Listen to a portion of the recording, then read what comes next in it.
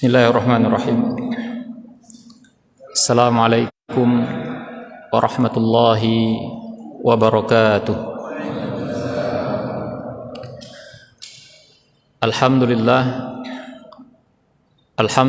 rabbil alamin, alladzi arsala rasulahu bil huda wa dinil haqq liyudhhirahu 'ala ad-dini kullihi wa kafa billahi shahida. Asyhadu an la ilaha illallah wahdahu la syarika lah wa asyhadu anna Muhammadan abduhu wa rasuluhu alladzi la nabiyya ba'dah. Allahumma fasalli wa sallim wa barik ala sayyidina Muhammad sallallahu alaihi wa sallama tasliman katsira wa sallallahu ala alihi wa sahbihi ajma'in. Faqala Allah Ta'ala fi kitabihil karim, a'udzu billahi minasy syaithanir rajim. Bismillahirrahmanirrahim. Qul bifadlillahi wa birahmatihi fabidzalika falyafrahu huwa khairum mimma yajma'un. Shadaqallahul azim. Bapak dan Ibu dan kawan-kawan sidang jamaah Maghrib dan Isya yang dirahmati Allah Subhanahu wa taala. Puji dan syukur kita panjatkan kehadirat Allah atas segala bentuk limpahan rahmat dan juga curahan nikmatnya kepada kita semua. Dan kemudian tak lupa salawat beriring salam, semoga senantiasa Allah curahkan kepada baginda Rasulullah Muhammad sallallahu alaihi wasallam. Begitu pula kepada para keluarga dan sahabatnya sekalian. Sidang jamaah Maghrib dan Isya yang dirahmati Allah Subhanahu wa taala, tak terasa tinggal beberapa hari lagi lamanya kita akan dikunjungi tamu yang begitu agung, yaitu bulan Ramadan.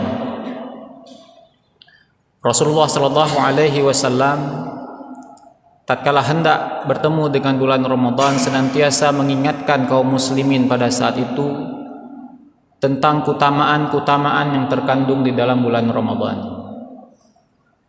Pertanyaannya, untuk apa Rasulullah sallallahu alaihi wasallam mengulang-ulang memberikan kepada para sahabat informasi terkait dengan keutamaan bulan Ramadan agar kaum muslimin pada saat itu dan juga kita pada hari ini memiliki motivasi yang kuat untuk memanfaatkan waktu-waktu di bulan Ramadan dengan beribadah kepada Allah Subhanahu wa taala. Pertanyaannya, bagaimana sikap kita tatkala kita hendak bertemu dengan bulan Ramadan? Yang pertama, tentu saja kita semestinya merasa bahagia, merasa senang tatkala Allah kembali mempertemukan kita dengan tamu agung ini. Sebagaimana firman Allah Subhanahu wa taala di dalam surah Yunus ayat ke-58, yang di sana Allah Subhanahu wa taala berfirman, "Qul bi fadlillahi wa bi rahmatihi fabidzalika falyafrahu." Katakanlah wahai Muhammad, dengan karunia Allah dan rahmatnya maka hendaklah kalian bergembira. Huwa khairum mimma yajma'un. Karena semua yang berasal dari Allah Subhanahu wa taala, segala sesuatu karunia dan rahmat dari Allah Subhanahu wa taala, semua itu lebih baik dari apa yang dimiliki oleh orang kafir pada hari ini. Pertanyaannya, bahagia yang seperti apa? Tidak semua bahagia baik, karena kebahagiaan yang disuruh oleh Allah Subhanahu wa taala adalah kebahagiaan atas dasar iman. Jadi kan pekan senang ron nak tamang bulan puasa, karena misu bulan puasa tamang kanto je tilat. Wo baga bo awai. Bulan puasa yang hana bak bulan lain na bak bulan puasa. Urung habis mekat mandum. Timun wah nahinan 2 bulan puasa hana lemang nahinan mandum nahinan. Bulan puasa na THR, bulan puasa pre segala macam. Jadi bukan itu yang membuat kita itu senang. Tapi orang beriman itu senang bertemu dengan bulan Ramadan karena mereka merasa masih punya kesempatan, masih Allah berikan kepada mereka peluang untuk melipat gandakan nilai-nilai amal soleh mereka. Mereka bahagia karena Allah masih memberikan kepada mereka peluang untuk memohon ampunan Allah Subhanahu wa taala. Mereka senang karena pada bulan itu Allah masih membuka pintu taubat kepada kita. Itulah yang membuat seharusnya kita senang. Jadi bukan perkara dunia yang membuat kita senang bertemu dengan bulan Ramadan. Misalnya meet home, nah baju baru dan lain sebagainya, ada THR dan lain sebagainya. Tapi kita yang sudah dewasa hendaknya tidak sama kebahagiaan yang kita rasa dengan anak-anak kecil. Kemudian kenapa kita harus senang atas rahmat Allah Subhanahu wa taala? Karena kita pada hari ini hidup, Allah berikan kenikmatan, Allah berikan kepada kita kenikmatan iman dan Islam. Itu semua atas rahmat Allah, atas kasih sayang Allah. Dan nanti ujungnya dengan rahmat Allah itu pula kita masuk dalam syurga. Makanya Rasulullah sallallahu alaihi wasallam mengatakan kepada para sahabat bahwa tidak ada satupun manusia masuk ke dalam syurga disebabkan amal yang mereka kerjakan. Kemudian sahabat bertanya, lantas karena apa wahai Rasulullah? Semua yang Allah kehendaki masuk ke dalam syurga itu semua atas rahmatnya, atas kasih sayangnya. Lantas bagaimana dengan firman Allah Subhanahu wa taala yang mengatakan udkhulul jannah bima kuntum ta'malun, masuklah kalian ke dalam syurga Allah Subhanahu wa taala dengan amal yang kalian kerjakan. Dan banyak lagi ayat-ayat di dalam Al-Quran yang mengatakan orang-orang yang beriman dan beramal soleh maka balasan bagi mereka adalah syurga yang luasnya seluas langit dan bumi, dan mereka kekal di dalamnya menikmati segala kenikmatan yang ada di dalam syurga. Kenapa Allah di dalam Al-Quran mengatakan kita masuk syurga atas amal kebaikan kita, sementara Rasulullah mengatakan bukan atas amal soleh kita? Bahkan dikatakan pada zaman dulu ada seorang ahli ibadah yang dia sudah beribadah 500 tahun lamanya. 500 tahun Pak beribadah. Dan kemudian tatkala Allah wafatkan, Allah perintahkan malaikat untuk memasukkan dia ke dalam syurga karena rahmatnya. Orang ini kemudian dalam tanda kutip protes. Karena amalku wahai Allah, Engkau memasukkan aku ke dalam syurga karena amalku wahai Allah. Kemudian Allah mengatakan, baik, kalau karena amalmu mari kita timbang. Ditimbang ibadahnya selama 500 tahun, ternyata nilai dari ibadah dia selama 500 tahun hanya cukup untuk menutupi nikmat satu bola mata. Mannya 500 tahun ibadah Pak? Tanya. Maumu hanruh 500 tahun. Ibadat belum. Yan golam nama saja jahiliyah. Mungkin tanya. Tamang dalam syurga karena amal soleh. Apakah ini bertentangan? Bukan. Maksudnya di sini adalah andai saja manusia ini melakukan amal soleh sebagaimana ahli ibadah tadi, maka semua amal soleh yang dikerjakan manusia itu tidak cukup untuk diganti dengan syurga. Ilustrasi sederhananya begini Pak. Ada di antara bapak-bapak Allah berikan karunia rezeki yang lapang, sehingga katakanlah bisa membeli rumah harganya 1 miliar. Kira-kira pernah nggak? Kalau yang pernah beli rumah 1 miliar, pertanyaannya pernah nggak sedekah selama masih hidup 1 miliar? Atau kita yang punya rumah harganya 300 juta, pernah nggak kita bersedekah 300 juta selama hidup kita? Jarang yang mengatakan pernah. Kita beli rumah di dunia saja, kalau uang tidak cukup, tidak dapat rumah itu. Rumah di dunia 1 miliar, mungkin tanya sedekah 10.000 euro, merumpuk rumah di surga. Rumah di surga itu jauh lebih mahal dibandingkan rumah di dunia. Artinya kalau dikumpulkan uang yang kita infakkan selama kita hidup, diganti sama rumah dalam surga itu lengkap, Pak. Misal tak pedang rumah di dunia nyan payah tablo dalam TV, tablo dalam kulkas, tablo dalam lemari, tablo dalam tempat tak minta darah baru. Ide lengkap semuanya. Tak cukup, Pak. Dengan jumlah sujud kita dan kemudian kita minta dengan jumlah sujud kita selama kita hidup di dunia diganti dengan surga Allah, sejatinya tidak cukup. Itu belum lagi kita lihat dosa kita, belum kita lihat kualitas ibadah kita.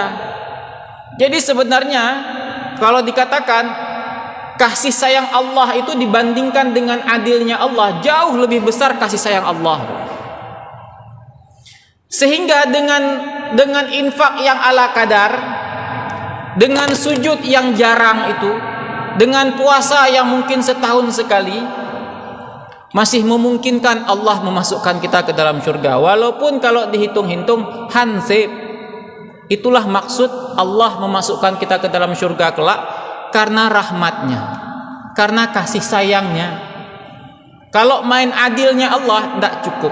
Yang 500 tahun beribadah saja cuma cukup untuk mengganti nikmat satu bola mata, apalagi kita.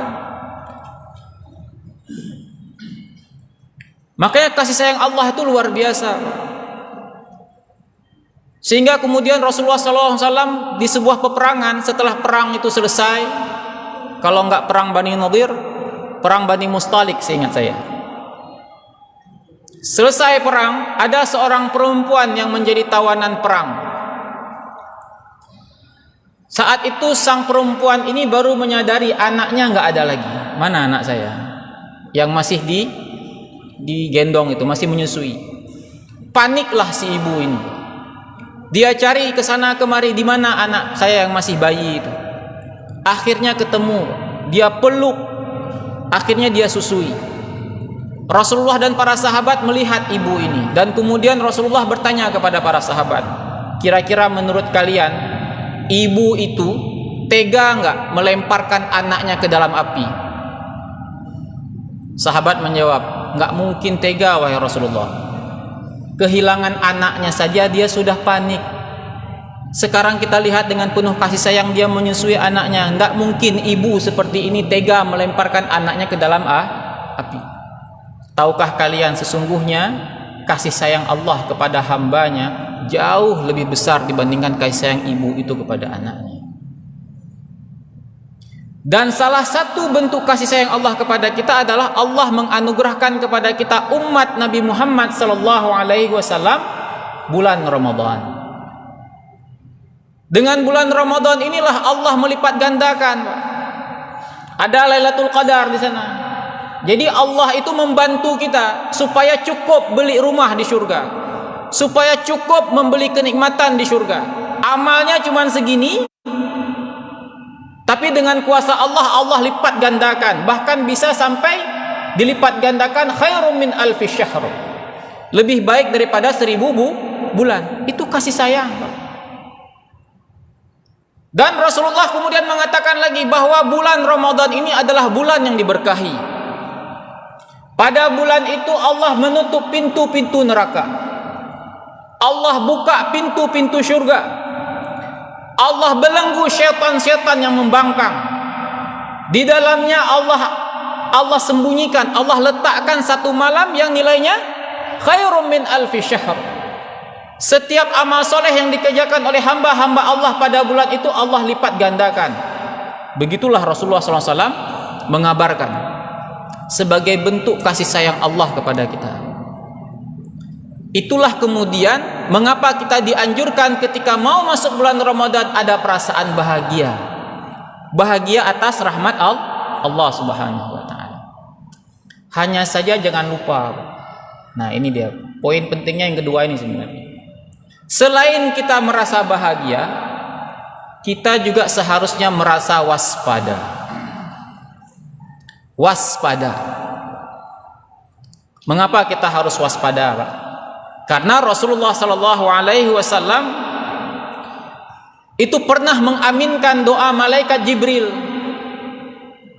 Sering kita dengar Pak, nanti ketika awal Ramadan biasanya. Tapi saya cepat menyampaikan ini agar ada persiapan bagi kita bersama. Rasulullah mengucapkan amin 3 kali. Amin yang pertama atas doa Jibril alaihissalam kepada Allah Subhanahu wa taala, celakalah. Kalimatnya celaka. Siapa yang didoakan celaka oleh malaikat Jibril alaihissalam?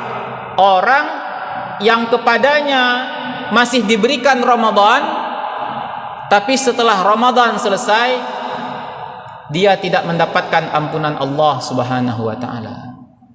Celaka kata Jibril. Amin kata Rasulullah. Didoakan oleh malaikat yang paling mulia, diaminkan oleh manusia yang paling mulia. Nyan hana padawa apa? 100% makbul. Sekali lagi, celaka bagi orang-orang yang kepadanya masih diberikan kesempatan masuk bulan Ramadan, selesai Ramadan dia tidak mendapatkan ampunan. Kenapa didoakan celaka oleh malaikat Jibril? Karena pada bulan itu Allah membuka pintu ampunan.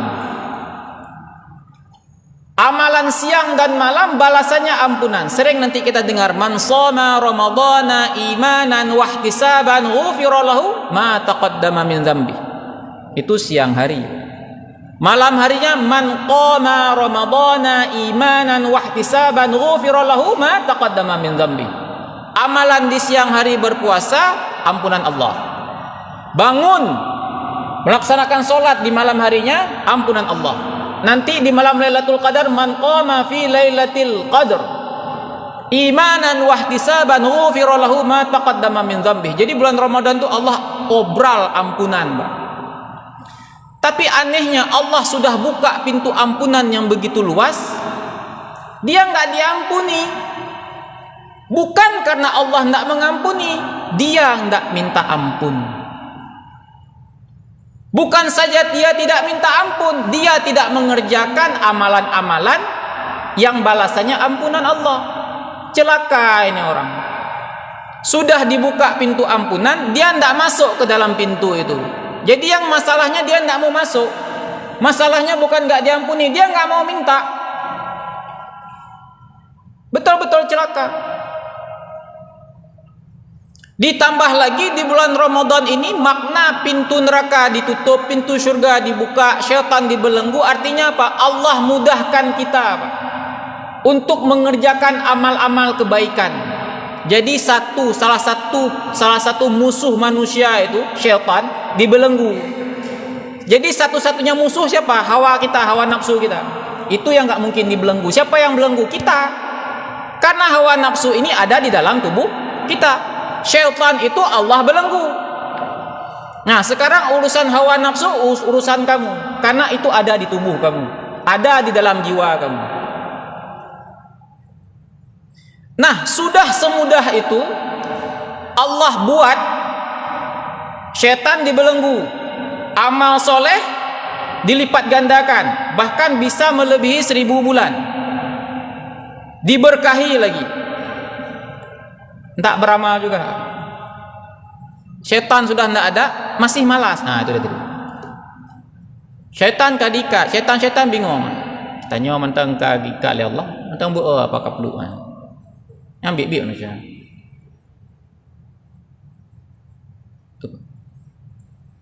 Jadi ibaratnya kalau main tanding-tandingan, Pak, Allah Subhanahu wa taala itu sudah berpihak 100% kepada kita. Ibaratnya kalau kita main bola, Pak, wasit itu sudah memihak kita.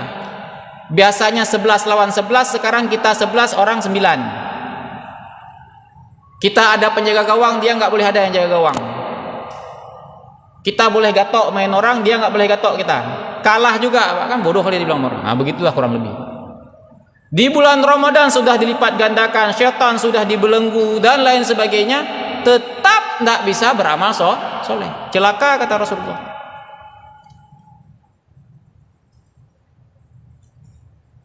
Nah, yang paling ironi, syaitan sudah diikat. Selesai Ramadan, kita bukan menjadi manusia bertakwa, tapi menjadi ikhwanasyayatin. Ini yang paling celaka lagi. Mengapa bisa selesai Ramadan kita menjadi saudara-saudara syaitan? Ini yang menjadi persoalan. Karena apa? Karena kita belum memahami maksud dari ibadah puasa itu. Kita hanya memahami ibadah puasa itu waktu imsak sampai azan maghrib itu tidak boleh makan, tidak boleh minum, tidak boleh berhubungan seksual, dan tidak boleh melakukan hal-hal yang membatalkan ibadah puasa. Nyan mentang sip. Selebihnya, padahal ada perkara-perkara yang juga penting di sana. Salah satunya apa? Bagaimana kita mengendalikan hawa nafsu kita. Pertanyaannya, apakah pada waktu siang kita bisa mengendalikan hawa nafsu? Semua orang merasakan bisa. Tapi sebenarnya di mana ujian mengendalikan hawa nafsu itu, Pak? Bukan di siang hari. Karena mau kita lapar pun, mau kita haus pun, hanjut apa jauh. Gerah dah tu Pak Nasir. Hanjut je idanya. Dosa besar. Kapan ujian mengendalikan hawa nafsu itu? Ketika berbuka dan sahur. Disinilah banyak orang yang gugur dalam bab pendidikan Ramadan. Lantas di mana hubungannya setelah Ramadan selesai dia justru menjadi saudaranya syaitan, sementara ketika Ramadan syaitan dibelenggu. Betapa banyak pada hari ini orang di bulan Ramadan justru berlaku mubazir. Nyotip-tip tun lagi. Perhatikan bagaimana di bulan Ramadan seharusnya makanan kita berkurang, seharusnya uang yang keluar itu menurun, pengeluaran menurun. Justru di bulan Ramadan pengeluaran membengkak. Kalau hari-hari biasa sebulan cukup 2,5 juta, Ramadan ada aja 5 juta, hansip 2,5 juta. Kenapa? Nak bisa mengendalikan hawa nafsu, khususnya di waktu berbuka. Kenapa dikatakan ujian hawa nafsu bukan di siang hari? Itu tadi dia. Karena kita tidak bisa makan. Sama seperti hakikatnya yang harus bersabar itu bukan orang miskin. Orang kaya juga harus bersabar. Orang miskin ada muhetak nak belo moto, hanapeng, kak sabar-sabar mentang. Hawa kali beli mobil, uang tidak ada, sabar-sabar aja. Tapi orang kaya dia harus menahan, Pak. Kenapa dia bisa beli? Tapi kemudian dia berpikir, perlu nggak? Kita juga begitu, Pak. Boleh makan apa saja ketika azan berkumandang. Tapi disitulah kita mengontrol hawa nafsu kita. Dan disitulah kemudian kita menyadari, Pak, sebelum buka puasa tiba, sepertinya kita adalah orang yang mau makan semuanya. Long kadu tanya, karak 10 jam long, hana apa jobu? Mi calu jut, mandum jut. Ketika lihat air putih, saya perlu air putih. Ketika lihat air tebu, perlu air tebu. Ketika lihat es teler, perlu es teler. Ketika air campur, perlu es campur. Lemang semuanya. Kita merasa saya butuh. Dan karena saya sudah lapar ini, saya butuh makanan banyak itu. Kapan kita baru menyadari, Pak? Ketika masuk tegukan air pertama. Disitulah kita menyadari semua yang kita beli tadi itu tidak sanggup kita makan. Akhirnya apa? Coba tanya sama bapak-bapak yang mengut sampah, yang mengumpulkan sampah pada waktu pagi di bulan Ramadan, sampah apa yang paling banyak, Pak? Sampah makanan sisa. Siapa yang buang makanan itu, Pak? Orang yang berpuasa. Kenapa dia beli? Karena dia merasa mau dia makan semuanya pada waktu maghrib. Kapan dia sadar dia nggak bisa makan? Setelah buka puasa. Malam hari hailelum, kolaknya hailelum, mami calunya hailelum, semua haile. Sementara besok nggak bisa simpan lagi, buang. Tapi anehnya hari kedua berulang lagi, jam 6 duk dah lom, ho kami calu penuhnya, ho kan. Malamnya sadar lagi, Pak, buang lagi. Hari ketiga merasa lapar lagi, malamnya sadar lagi, besok pagi buang lagi, terus seperti itu. Allah mengatakan inna mubadzirina kanu ikhwanasy syayatin. Orang yang mubazir itu bukan sahibnya syaitan, Pak. Saudaranya syaitan. Siapa yang menjadi saudaranya syaitan pada bulan Ramadan itu? Orang yang berpuasa. Jadi jangan GR kita. Begitu 1 Syawal bertakwa insyaallah. Lagi bayi ban lahir. Nyan lep lohuro nyan but, Pak. Jam 6 sore beli apa yang mau, jam 10 malam buang yang tadi kita beli. Besok berulang lagi. Celaka. Begitu juga sahur, Pak. Jadi kalau berbuka kita merasa penting makan semua karena kita sudah 10 jam lebih berpuasa, sahur juga begitu. Harus saya makan banyak nih karena bentar lagi tidak makan.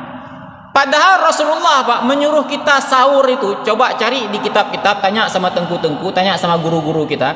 Ada enggak Rasulullah menyuruh kita bangun sahur supaya besok kuat puasa? Ada? Enggak ada kalimatnya begitu.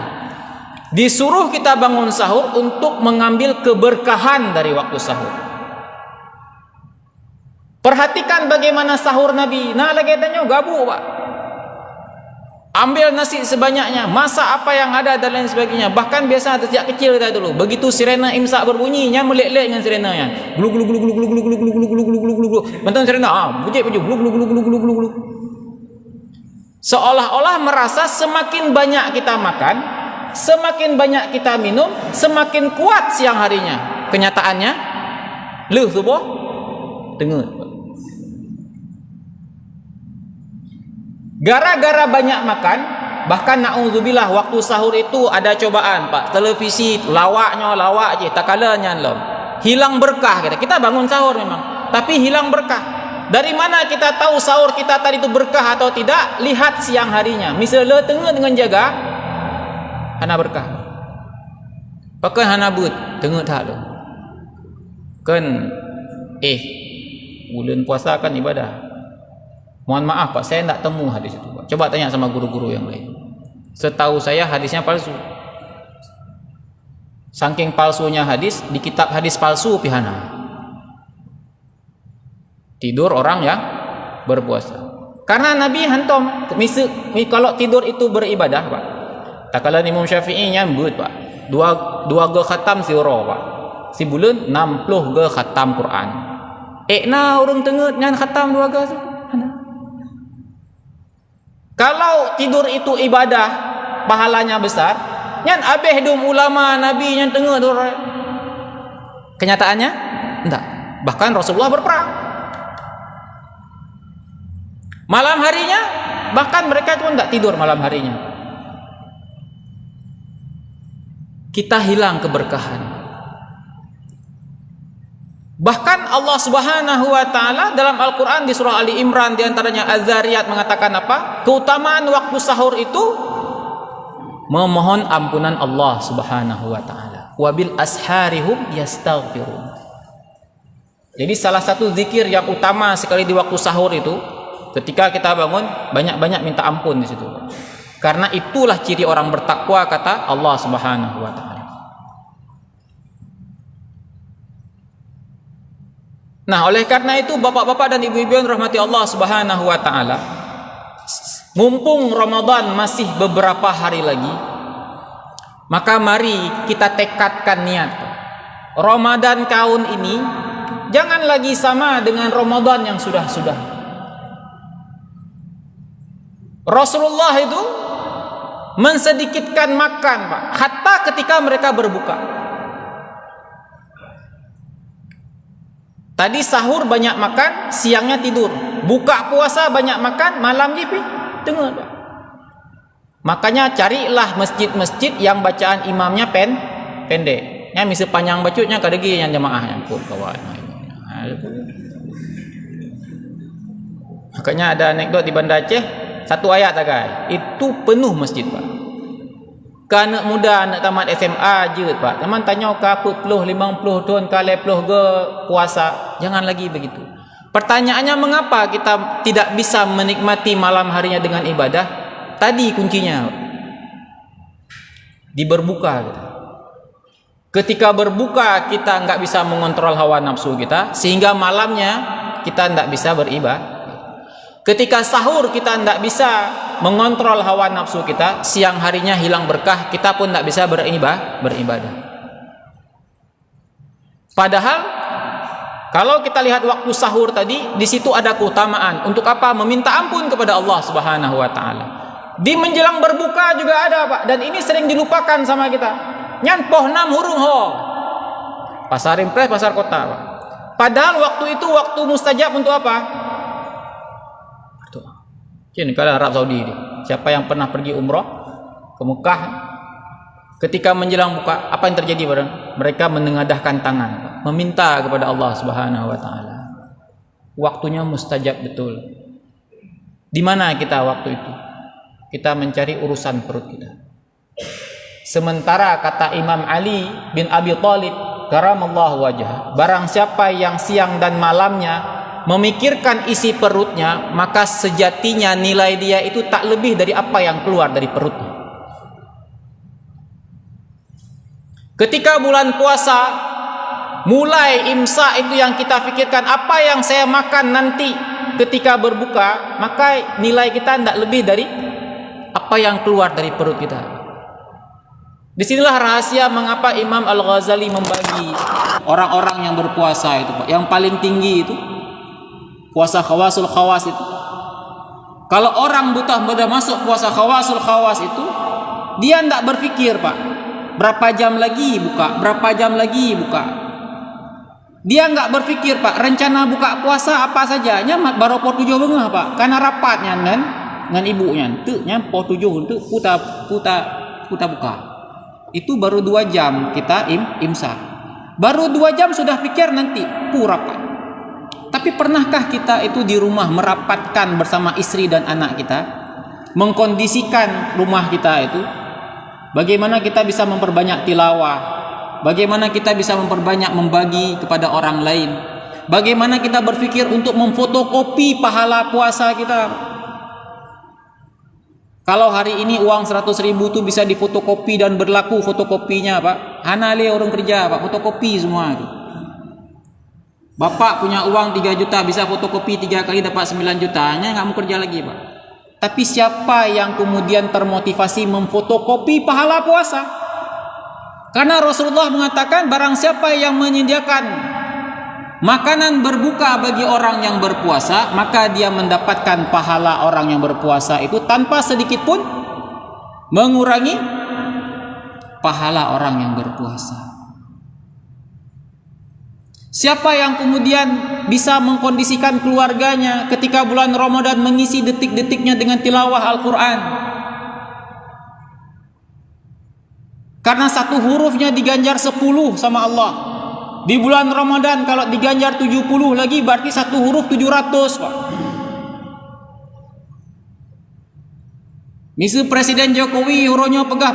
Siapa yang baca Pancasila satu huruf 700 perak, Pak? Siapa yang sanggup baca Pancasila hari ini kalau dibilang satu huruf 700 perak? Semua sanggup, Pak. 1000 kali pun sanggup kita. Udah kebayang di kepala kita. 1000 kali baca Pancasila dari sila pertama sampai sila kelima. Siga baca merumpok peng sertuh ribe. Man sertuh gak baca? Allah menjanjikan, itu nggak mungkin presiden, Pak, bangkrut negara Indonesia kalau kayak gitu. Tapi Allah pasti janji, Pak, satu huruf 10 di bulan Ramadan diganjar lagi, Pak. Huruf dalam Al-Quran itu ada 1 juta lebih. 1 juta lebih. Ada yang mengatakan 1.027.000 huruf dalam Al-Quran. Kalau satu hurufnya diganjar 700, Pak, bisa kita bayangkan pahala itu. Bagaimana kita bisa mengkondisikan anak dan istri kita untuk memohon ampun kepada Allah Subhanahu wa taala? Jadi itu yang kita pikirkan. Belum lagi nanti puncak kita nggak bisa mengendalikan hawa nafsu kita kapan? Ketika menjelang Idul Fitri. Itu dipertontonkan kembali sama orang yang berpuasa ini bagaimana dia itu menjadi saudaranya syaitan. Sofa yang masih bagus harus diganti, gorden yang masih bagus harus diganti, yang ambal-ambalnya padahal masih bagus harus diganti, hanya untuk mempersiapkan satu hari itu satu. Di mana itu semua? Mempertontonkan kemubaziran. Nah, apakah mungkin, Pak, ketika kita masih melakukan hal yang sama dari Ramadan ke Ramadan, setelah Ramadan selesai kita menjadi orang yang bertakwa? Sama sekali tidak mungkin.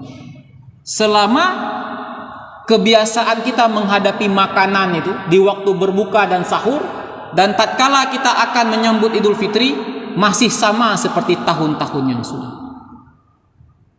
Disinilah mengapa kita perlu saling mengingatkan, mumpung Ramadan itu belum tiba di hadapan kita, tapi sudah harus kita persiapkan.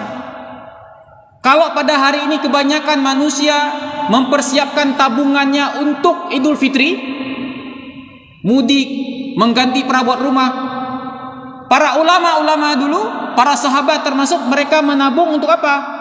Agar uang yang mereka tabung itu bisa mereka infakkan di bulan. Berbeda antara kita dengan mereka. Oleh karena itu Bapak Ibu yang dirahmati Allah Subhanahu wa taala, mumpung Ramadan masih 20 hari lagi, mari mulai hari ini kita persiapkan diri kita, persiapkan pemahaman kita tentang hakikat dari puasa itu sendiri, sehingga Allah berkenan menjadikan kita menjadi hamba-hamba yang bertakwa tatkala Ramadan selesai. Amin amin ya rabbal alamin. Aqulu qauli hadza wa astaghfirullah.